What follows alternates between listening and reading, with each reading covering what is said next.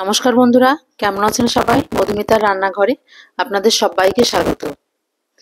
আমি আজকে আপনাদের সঙ্গে শেয়ার করব চিকেন টিক্কা মশলা। একদম অভিনব পদ্ধতি এবং স্বাদে গন্ধে একদম অতুলনীয়। রেস্টুরেন্টের স্বাদে আপনারা বাড়িতে বসে এভাবে বানিয়ে নিতে পারেন। এখানে আমি নিয়ে নিয়েছি বোনলেস চিকেন, এটা আছে 600 গ্রাম মতো। এটাকে একটু ম্যারিনেশন করে নেব। নিয়ে নিয়েছি আমি হাফ কাপ মতো টক দই, দিয়ে দিয়েছি 1 চামচ পরিমাণ ব্ল্যাক পেপার পাউডার বা কালো গোলমরিচ গুঁড়ো, নিয়ে নিচ্ছে হাফ চামচ ধনে গুঁড়ো এবং এখানে হাফ চামচ মতো জিরে গুঁড়ো। এছাড়া আমার লাগবে কালারের জন্য একটু হলুদ এবং একটু কাশ্মীরি শুকনো লঙ্কার গুঁড়ো।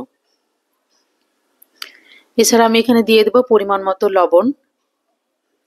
সবগুলোকে মিশিয়ে খুব ভালোভাবে ম্যারিনেশন করে নিতে হবে। যেহেতু এটা, এছাড়া নিয়ে নিয়েছি আমি হাফ চামচ পরিমাণ গরম মশলা গুঁড়ো। প্রথমে এটাকে দিয়ে ভালোভাবে একটু মিশিয়ে নেব, তারপর আরো কিছু আমাদের মেশাতে হবে এখানে। যেহেতু এটা বোনলেস চিকেন, তাই এখানে ম্যারিনেশন করে রাখাটা খুবই গুরুত্বপূর্ণ। এটা আমার মাখা হয়ে গেছে। এবার এখানে আমি অ্যাড করে দেবো হাফ চামচ পরিমাণ রসুন বাটা এবং হাফ চামচ পরিমাণ আদা বাটা। এটাকেও ভালোভাবে এর সঙ্গে মাখিয়ে ভালো করে আধা ঘন্টার জন্য এখানে ম্যারিনেশন আমি করতে দেব। যেহেতু এটা বোনলেস চিকেন, তাই ম্যারিনেশনটা খুব ভালোভাবে করতে দেওয়াটা খুবই গুরুত্বপূর্ণ। এখানে আমি একটা প্যান নিয়ে নিয়েছি, তার মধ্যে আমি দিয়ে দিলাম 1 চামচ পরিমাণ বাটার এবং বাটারটা যেন জ্বলে না যায় তার জন্য আমি এখানে দিয়ে দিয়েছি 2 চামচ পরিমাণ সাদা তেল। সাদা তেল এবং বাটারটা একটু গরম হয়ে গেলে কিন্তু এখানে যে ম্যারিনেশন করে রেখেছিলাম আমি চিকেনগুলো, সেই চিকেনের পিসগুলো এখানে একটা একটা করে এবার দিয়ে দেব। আপনারা চাইলে এটা কড়াইয়ের মধ্যেও করে নিতে পারেন, তবে ফ্রাই প্যানের মধ্যে করলে কিন্তু এটা ভাজাটা খুব ভালো হয়। এইভাবে আমি কিন্তু এগুলোকে সবগুলোকে একটু রোস্ট করে নেব। সবগুলোকে আমি একসঙ্গে দিয়ে দিয়েছি এবং এখানে আঁচটা কিন্তু একদম হাই ফ্লেমে রাখতে হবে, কারণ চিকেন থেকে অনেকটা জল বেরিয়ে আসবে।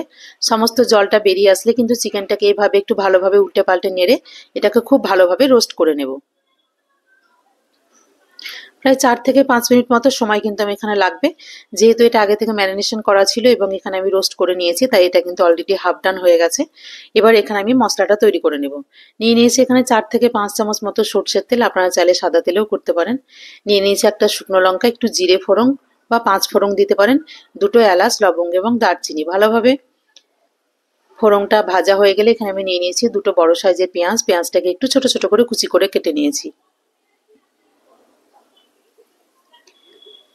পেঁয়াজটা একটু ভালোভাবে লাল করে ভাজা হয়ে গেছে। এখানে আমি নিয়ে নিয়েছি টমেটো পিউরি। একটা টমেটোকে মিক্সিতে ভালোভাবে আমি পেস্ট করে নিয়েছি।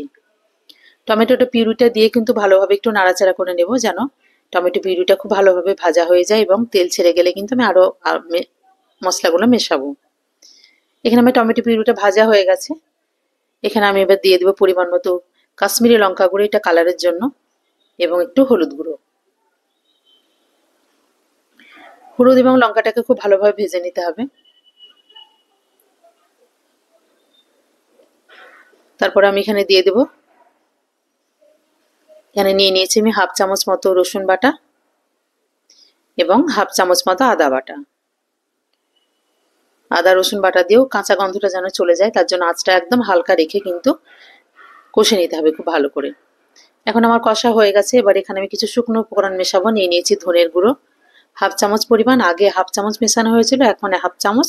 টোটাল কিন্তু আমার 1 চামচ পরিমাণ ধনের গুঁড়ো এবং 1 চামচ পরিমাণ জিরের গুঁড়ো আমি এখানে নিয়ে নিয়েছি। এখানে আমি সামান্য পরিমাণে জল মিশিয়ে দেবো, যেহেতু এটা শুকনো মশলা, তাই জলটা মিশিয়ে একটু ভালোভাবে কিন্তু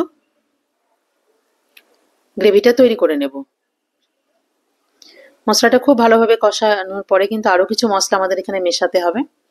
এখানে কিন্তু এটা তেল ছেড়ে গেছে। এখানে আমি নিয়ে নিয়েছি এবার লবণ, পরিমাণ মতো লবণটা এখানে মিশিয়ে দেব।